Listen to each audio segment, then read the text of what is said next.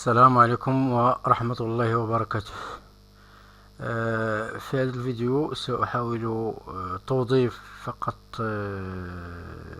فيديو خاص باقتراح لامتحان الكفاءة المهنية الثانوي التأهيلي 2021 ديداكتيك الرياضيات. فالموضوع الأول كما جرت العادة، فالامتحان مقسم إلى 3 أجزاء. الموضوع الأول على 10 نقاط، والموضوع الثاني على 3 نقاط، والموضوع الأخير فهو على 7 نقاط. الموضوع الأول غالبا ما يتطرق إلى المفهوم أو الدرس بصفة خاصة، يكون خاص بمستوى. والموضوع الثاني أيضا يكون مفهوم ديداكتيكي خاص أو كرونولوجي ديال المفهوم. والجزء الأخير يكون خاص بمعالجة أو قراءات وضعيات تقويمية خاصة بالتلاميذ ومعالجتها. فهذا الموضوع الأول هو على شكل 10 نقاط، خاص بالمستوى الجدعي المشترك من إنجاز الأستاذين الحسن بولنبا وعلي تاموسيت، وتوضيب على شكل فيديو الأستاذ مدني إسماعيل. فالموضوع الأول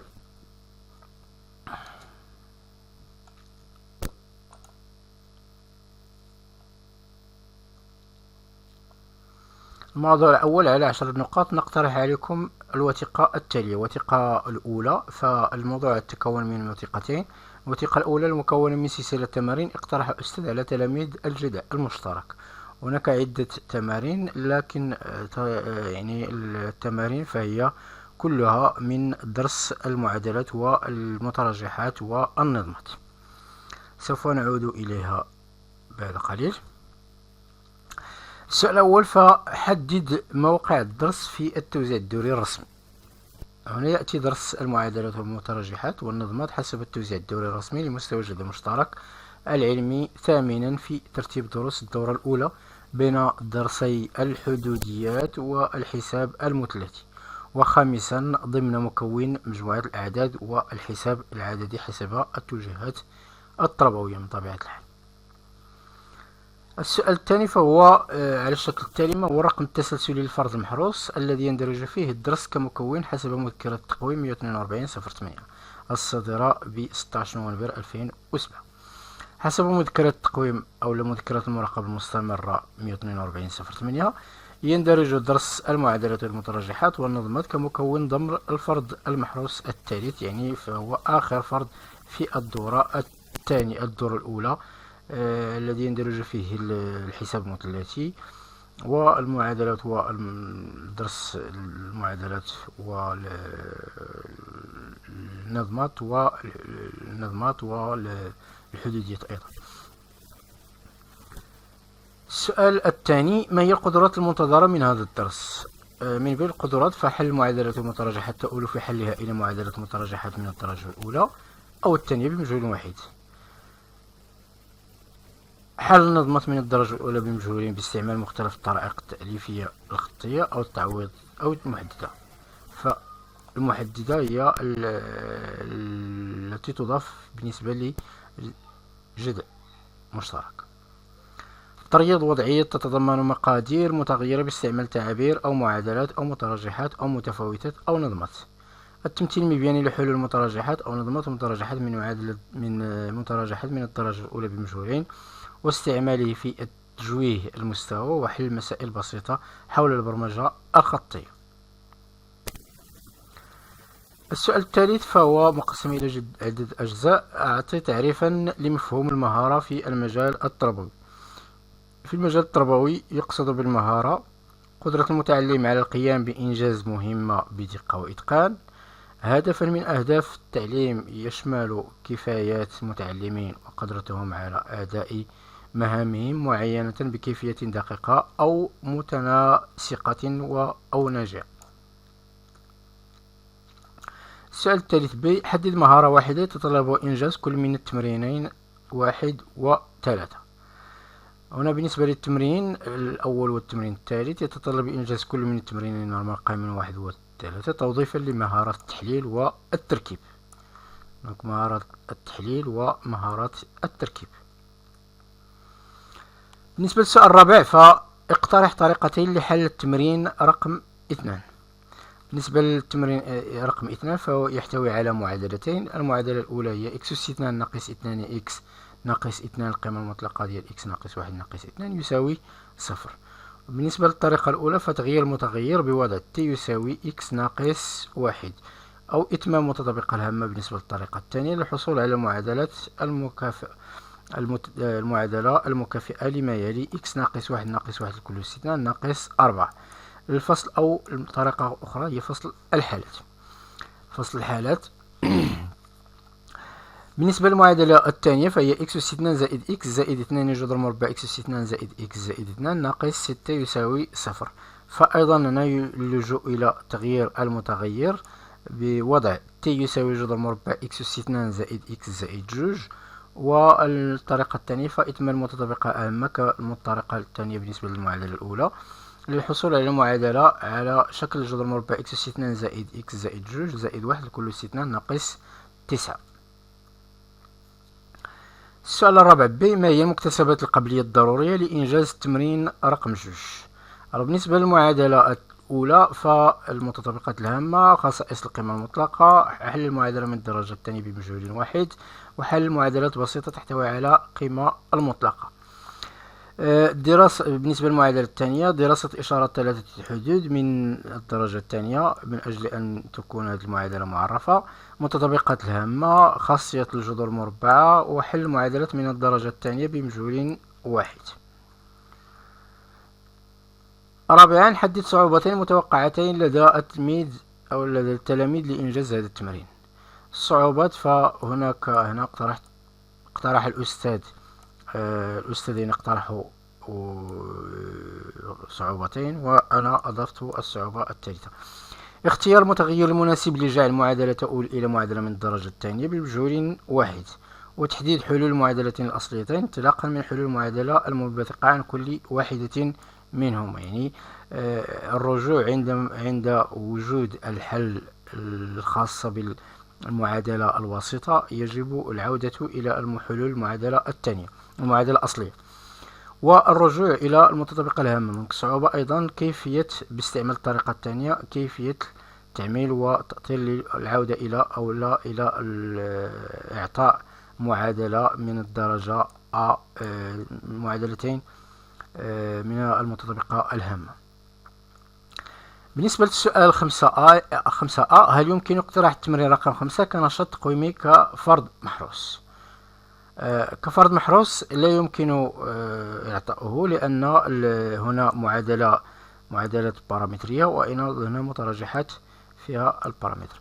نجد أن المعادلة البارامترية من الدرجة الثانية تعتبر خارج المقرر وعليه لا يمكن اقتراح هذا التمرين حسب التوجيهات التربوية من طبيعة الحال. أما كفرض منزلي فيعتبر هذا النوع من التمارين فرصة لتنمية قدرات المتعلم على الاستدلال بفصل الحالات في سياق حل المعادلات وهما ينسجم مع التوجيهات التربوية ومنه يمكن اقتراح هذا التمرين في هذه الحالات. بالنسبة للسؤال السادس وهنا السؤال السادس فوثيقة ثانية.